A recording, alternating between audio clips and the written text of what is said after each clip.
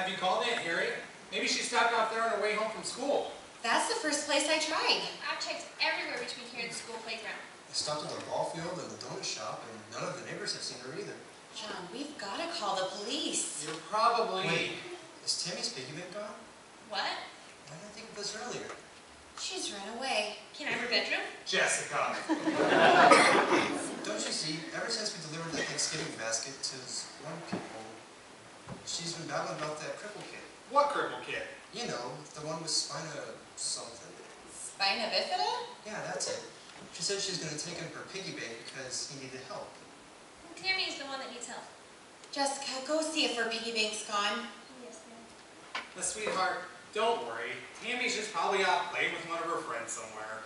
I don't know, Dad. She seemed pretty serious to me. John, it's almost 5 o'clock. It's going to be dark soon. Now, honey, don't get yourself all worked up. Everything's going to be all right. But she's only a child. My baby in that part of town after dark? Oh, John. Don't worry, we'll find her, Mom. Tammy's piggy bank is gone. Everybody in the car, now.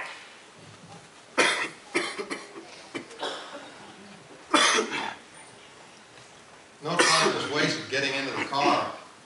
However, John was in such a hurry backing out of the garage that he ran into the fire hydrant on the other side of the street. This is not my day. Now, dear, don't get upset. I know the car's new, but remember what the Bible says. All things work together for good. Is it raining? It's not rain, Jessica. Wow, look, water's shooting 20 feet in the air.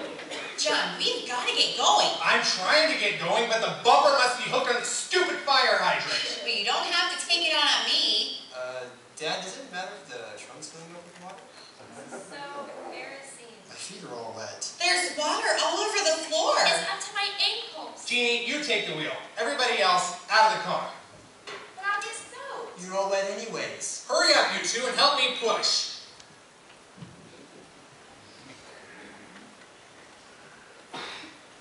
They finally got the car moving, but not before everybody was sopping wet. The trunk wouldn't close, and the water in the car was 4 inches deep. The ride across town seemed to take forever. Even Jessica and Richard were getting a little worried. It was almost dark now.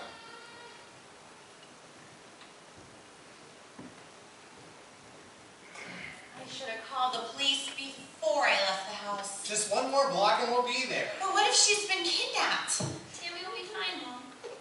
I don't even think I told her I loved her before I left this morning. What kind of mother am I anyways? This isn't all my fault. It's not your fault. You're a great mom. This is anybody's fault, it's mine. What do you mean? Last night, Tammy kept trying to get my attention, but I was too busy. I was preparing next week's Sunday school lesson, and I finally I sort of raised my voice a little. You yelled at her. Okay, I yelled. But I promise if we find that precious little girl, I'll never get upset with her again.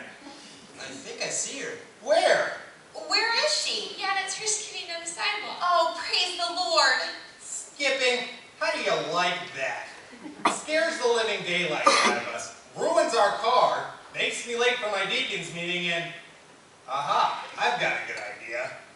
You all right, Dad? I'm going to teach that kid a lesson she'll never forget.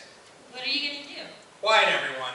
I'm going to sneak up behind her. John, I wouldn't. I wish I had my video camera. John, she's been... Shh, Jeannie, shh. Stick 'em up, kid! Hiya! It's time to run. You better drive, Jeannie. Way to go, Dad. I wish I had a video camera, huh? Very funny.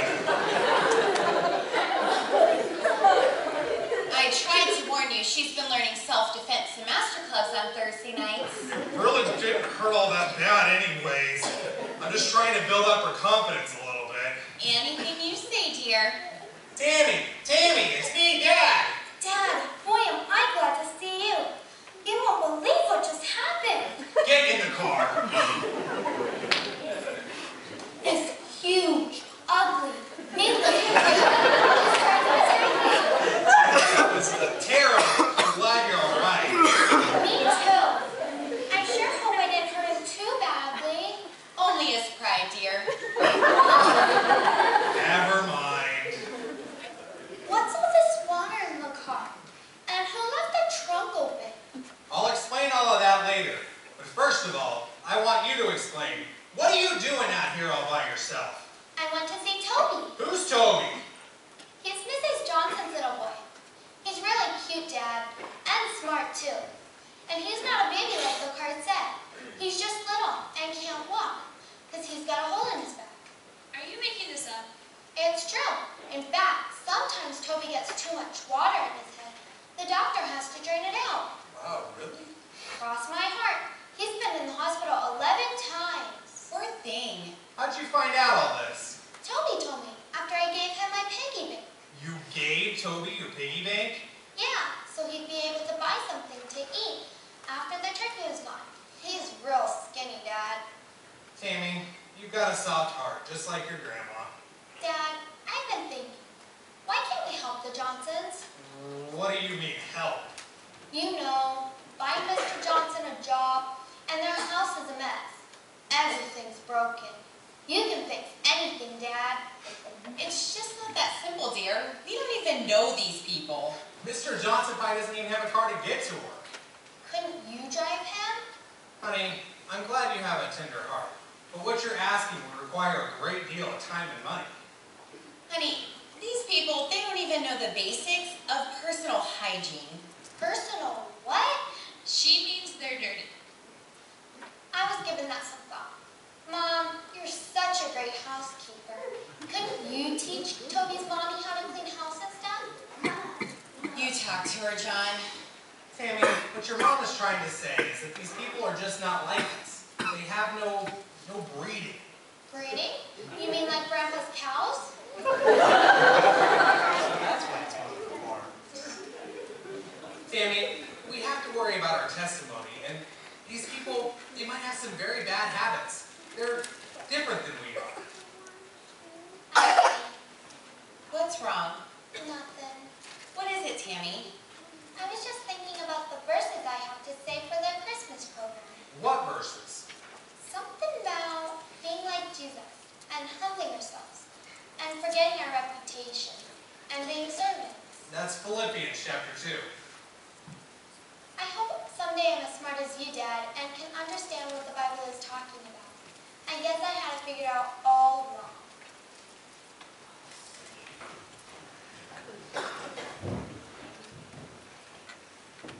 It had been a long evening. By the time they got home, everybody was tired. Nobody argued with Dad when he said to get ready for bed. Before long, everybody was sound asleep. Well, almost everybody. John couldn't forget about Tammy in Philippians chapter 2. Finally, about 2 a.m., he got out his Bible and started reading one scripture after another. Before long, he was in tears. Lord, I've called myself a Christian for over 30 years now. But Lord, I'm such a hypocrite. You told me to love others like you did when you were here. Tammy knows more about that than I do. You were spit on, insulted, tortured, and killed. And I think I've really done something because I delivered a turkey for the church. Oh Lord, please forgive me and help me to live like you.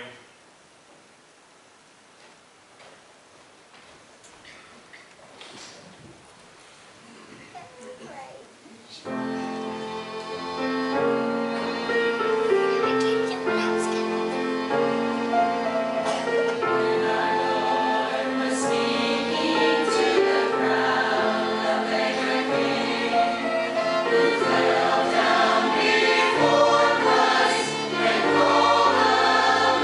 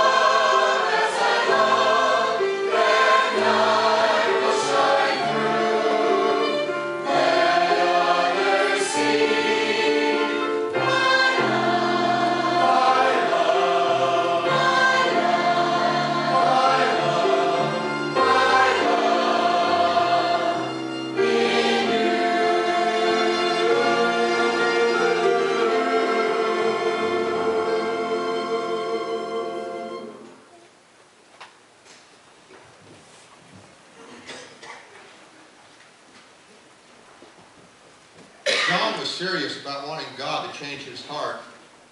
Tuesday, during his lunch break, he picked up several sacks of groceries and headed for the Johnson's house to drop off the food.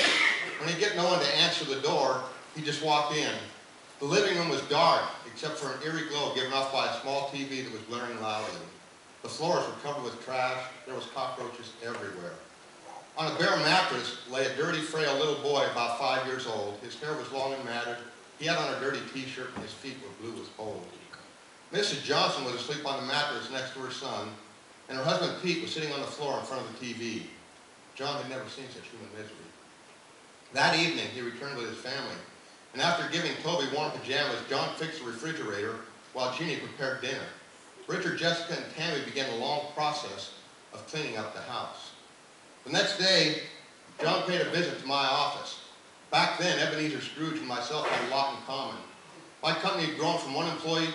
In 7 years, my company had grown from one employee to over 100. I was rich, frugal, and proud of it. Much as I hated to admit it, a major part of my company's success was due to the work of my senior engineer, John Shepard. Although I enjoyed kidding him about his religious habits, he was probably the closest thing I had to a friend.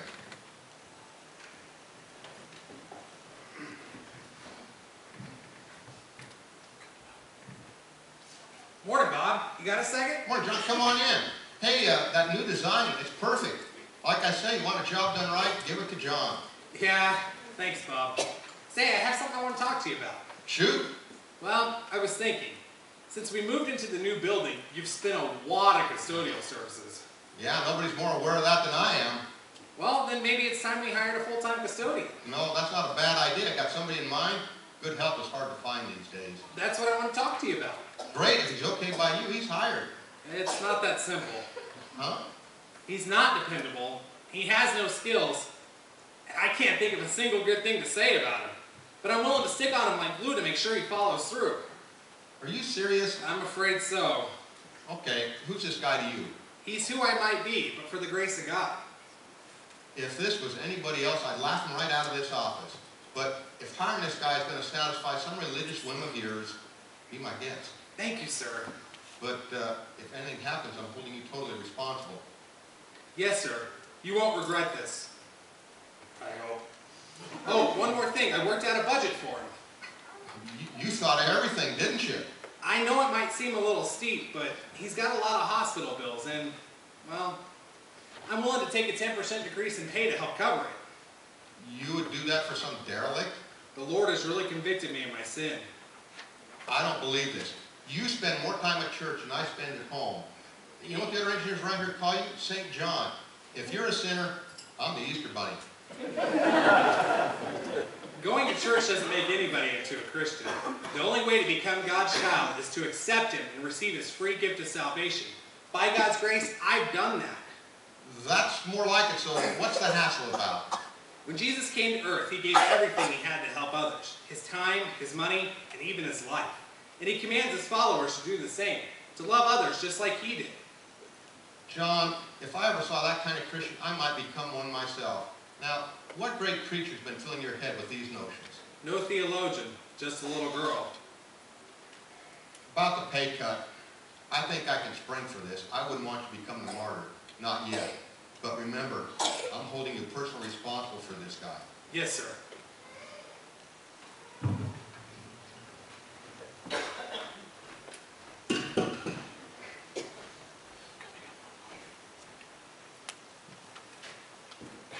Finding Pete Johnson a job was the easy part.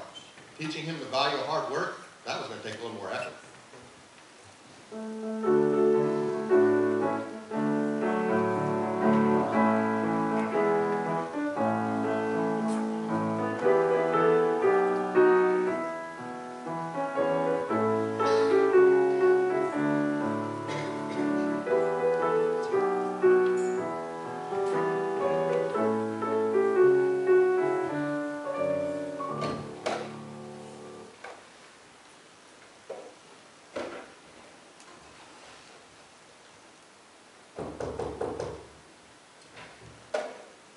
Hey, Pete. Thought you might like a little help shoveling off your driveway. Why? I ain't going nowhere. You wouldn't want the mailman to slip. He might sue. Oh no, I lose my Rolls Royce. You got quite the sense of humor there, Pete. Yeah. Well, let's get started. I brought an extra shovel just in case. Well, I ain't got no coat. I brought an extra.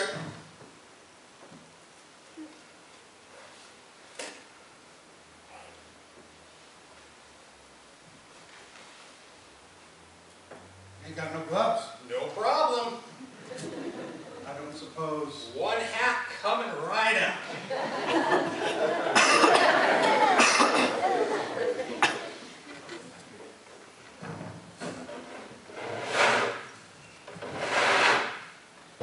You need to be ready to start work next Monday. So I hired a guy from the custodial service to show us everything this Saturday morning. I'll pick you up at 7:15 and Whoa, 7:15. I'm always in the office by 7:30. The early bird gets the worm. Don't want no worms. Sunrise is the best part of the day. I wouldn't know. Haven't you ever seen a sunrise? If God had wanted me to see a sunrise, he would have scheduled it for me. I'll pick you up at 7:15. Whatever you say, man. It should be a sunrise. I got you some coveralls and work boots. Next Saturday, we're going to spend the afternoon at the landscaping company. They'll show us how to take care of the grounds. Any questions? Yeah. Why are you doing this? Because I'm a Christian. Everybody comes to my door says they're a Christian. They just soon spit on me as look at me. Oh, sure, they bring us food at Christmas and Thanksgiving. They don't do it for us. They do it so they'll feel good inside. They ain't gonna miss what they give us anyway. You and that kid of yours, Tammy, are the first people that ever seem to really... Forget it. Look, I know your wife hasn't been well, so my wife and kids are coming by tomorrow to help with the housework. And I got a guy coming by this afternoon to fix the leaks in your roof. But I ain't got no money to... Don't worry about it. He'll bill me and you can pay me back after you get your first paycheck. Thanks, man. By the way, have you thought about working on a high school diploma? No way, man. I already tried my best. What happened? Well, you gotta learn English. And me and English, you got nothing. I'd never have guessed. Huh? Listen, Pete, it just so happens that I put myself through grad school teaching bonehead English to college freshmen. As of this moment, you have a private tutor. John, I just ain't smart. I'm not smart enough. Well, if you ain't smart either, what the hell do you think you're doing?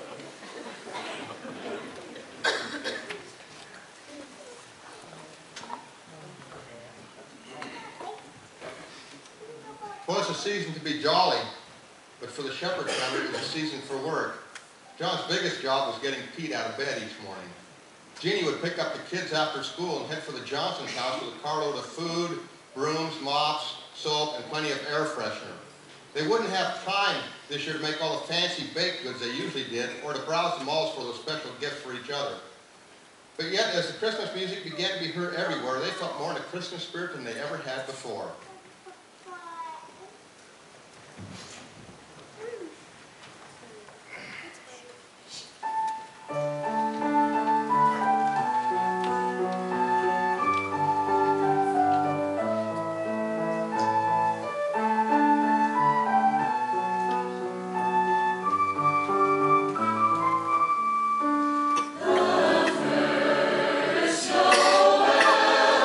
The angels